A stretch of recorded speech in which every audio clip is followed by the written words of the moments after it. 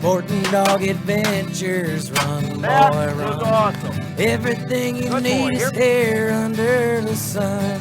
Everything you need is here under the sun.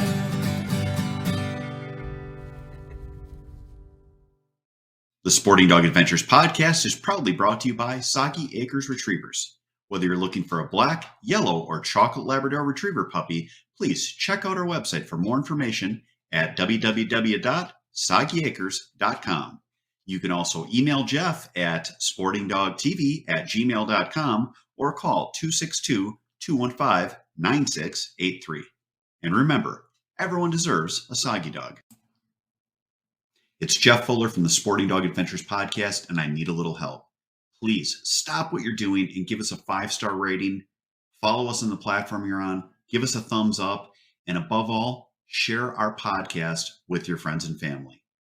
Our podcast will grow even more, and we can get more people involved in the sport we love with dogs in the field. Hey, welcome to the Sporting Dog Adventures podcast. I'm your hapless host, Jeff Fuller, and I have to apologize. It's been another 2-week break, but we're in process of buying a house and selling a house, which I haven't given birth, but I would say it's probably feels about like giving birth. This has been just not a fun experience. Buying end is always fun, but the selling end is obviously quite the arduous task. Getting things ready, showings. We have dogs here in the dog business, so moving things around so that we can get to the point where we can show the place, being given an hour's notice at times. It's been quite the run for me and my wife, Kate, and her family. So here we are. But it's funny because I will have topics that come up, and today's topic is going to be why you need to get on behavior issues, whether it's in your hunting training or just obedience or just household, early, and fix them so it does not become a habit with your dog.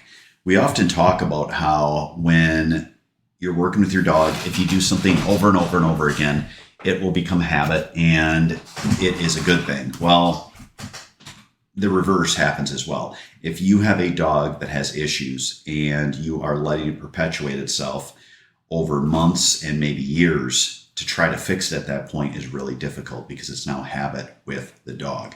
So when I talk about doing our obedience training, I talk about reinforcing stuff with an e-collar. I always tell my clients, you need to use the collar a lot so you don't have to use the collar a lot in the future.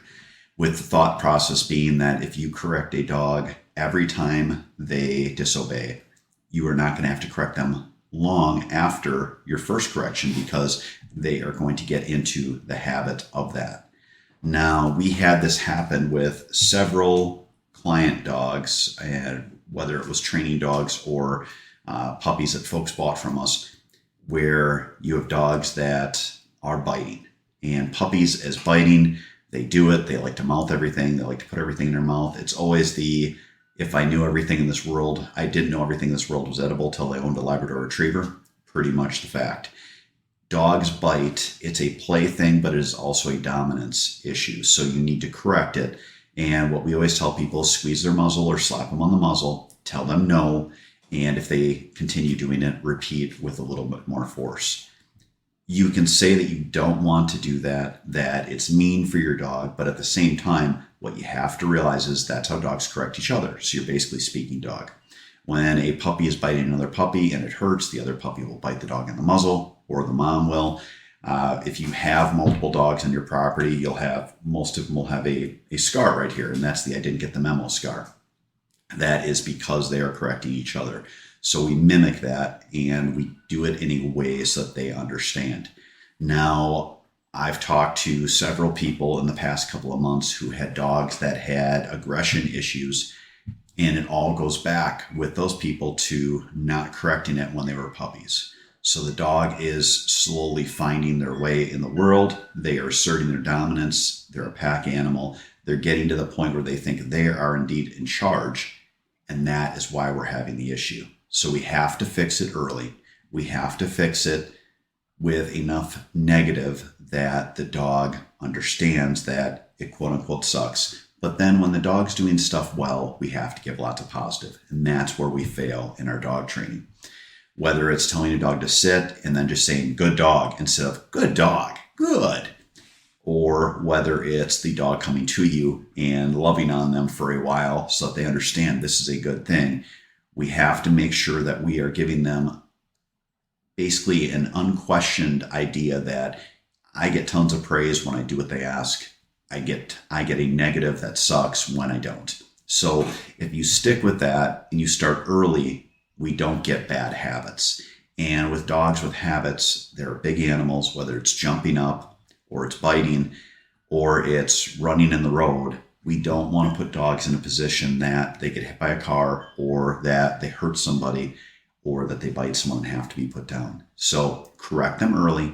Make sure that you are putting them in a position to succeed, and make sure that you are putting them in a position where they get lots of praise, and you will have a much happier animal. To those folks that are struggling with this, I get it. I do a lot of obedience dogs, and I always tell my people when I train obedience is your dog is your buddy. I get not wanting to hurt their feelings or break their spirit.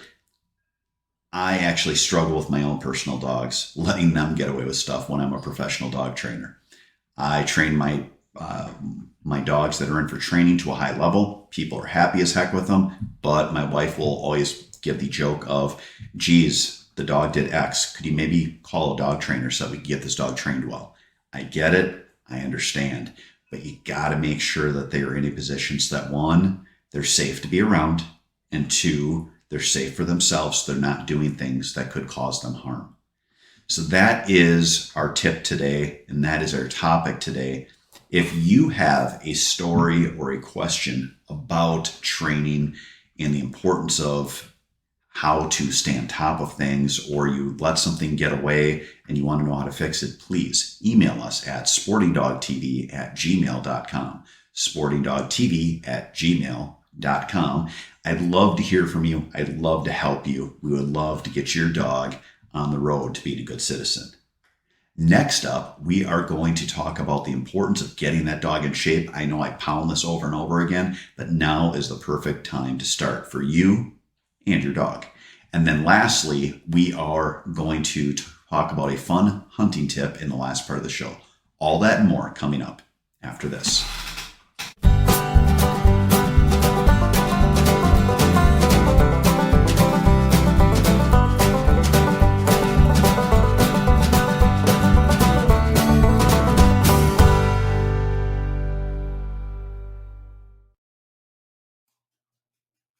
If you love the shooting sports like I do, you need to check out our friends at Mech Outdoors. They have fantastic products, whether you're looking at shot shell or metallic reloading, or you want to get yourself a clay thrower so you can practice up for the season. For more information, check out their website at mechoutdoors.com. Dog kennels can be beautiful. That's the basis on which we built Hunden. We give you the opportunity to have a beautiful kennel that blends seamlessly with your home decor while providing a safe and comfortable respite for your dog. Visit Hunden.com to see all our custom selections and start building your dream custom doggy credenza.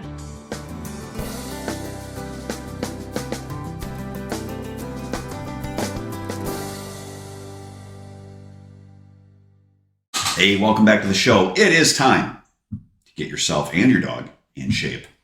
We are at the perfect transition point for most people. We're about 2 months out from hunting. It is time to get your dogs in shape. When we look at injuries, we look at ACL injuries, shoulder injuries, back injuries, dog or people. Much of this is avoidable if we can just get ourselves and our dogs in shape. Take them out for a walk, go for like 2 or 3 miles. If you have an area where you can let your dog off lead, you can let them run around. It is cool because not only can you get them in shape, but you can work on your obedience.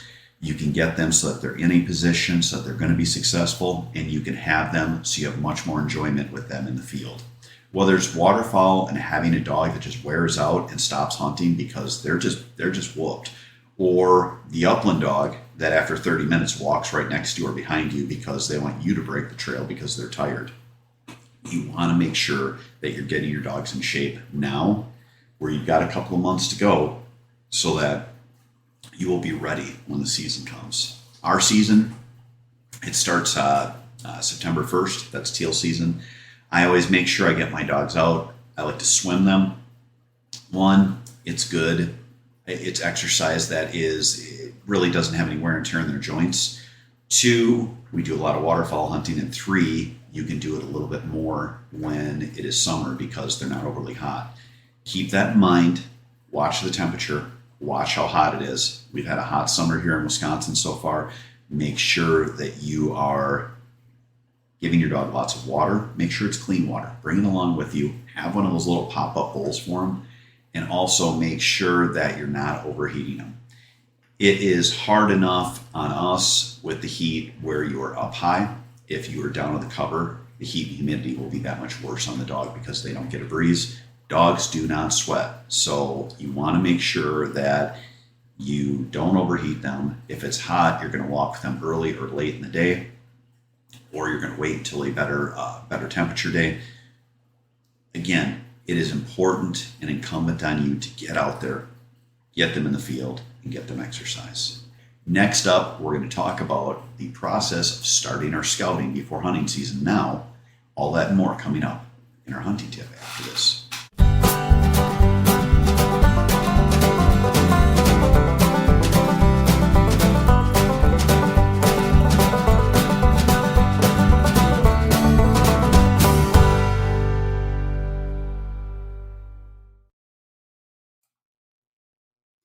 The Sporting Dog Adventures podcast is proudly sponsored by Trupanion, medical insurance for the life of your pet. We all know that unexpected accidents can happen. That's why I partner with Trupanion's breeder support program to send all my puppy buyers home from Soggy Acres with an offer for Trupanion coverage. Learn more about Trupanion and sign up for their breeder support program by visiting trupanion.com/breeder. Be sure to tell them that Sporting Dog Adventures sent you. Welcome to Boucher in Janesville, where customer service is our number one priority. Our customers come back to us because of the experience that we provide for them. We're here to make sure that we find you the right car, one that fits your budget, and do so in a timely manner. When we say we ride with you every mile, it means we care about you and how you are treated. Estamos con personal que habla español en los departamentos de servicio y venta. Our certified technicians are here to help you with all your service needs. Visit us today at Boucher.com. At Boucher, we ride with you every mile. All right, hunting is coming up. It is time to start a little early scouting. So we're going to talk about two things. One, get out and just get in the marsh, get in the lake, get out there early, and you will see the glory of nature with waterfowl at its finest. You'll see the baby ducklings, the goslings. You can get an idea of what your population in your area is like. And you can also listen to how they talk to each other. The best way to learn how to call, in my opinion, is to sit in the marsh early and listen to the ducks. You will not hear a competition calling duck. I've yet to hear one. You all know what I'm talking about when you get the guys that you're like, man, they sound like they're at some street competition where they're just screaming at the ducks. And I'm thinking, I have never heard a duck like that. You will hear what a hen mallard sitting on the water sounds like. And in the end, isn't that what you want to sound like? So you can watch the birds, you can see what's in the area, you could also even practice some of your calling. You can get yourself into a position so that, yes, these aren't the final numbers you're going to see during hunting season, but for early season, it'll give you an idea on some good areas. And it can also let you, I guess, learn how to be one with the duck. Learn how to call, learn how to make yourself ready. Learn how to be successful by letting the ducks teach you. So that is the end for today's episode. I want to thank you again, trying to do every week. Hopefully we have a final offer here in the house and we've got things sold. So that'll take a little bit of that off my plate and we can get into a little bit more meat on stuff. I'm going to give everyone an update on where we're at with our training dogs in the next episode. And we'll talk about how far we've come and what we've worked on. Again, if you are looking for training tips, we did a whole series for 3 months on a week-by-week training of what I work with on the dogs. That is earlier episodes, so go and check them out. But we will hopefully have some really interesting stuff. If you have stuff that you want us to talk about, please email us, give me a call, shoot me a message. Let us know what you'd like to hear about on the Sporting Dog Adventures podcast. Thank you again so much for everyone. Everyone have a great week, and God bless. Sporting Dog Adventures, run, boy, run. Everything you need is here under the sun.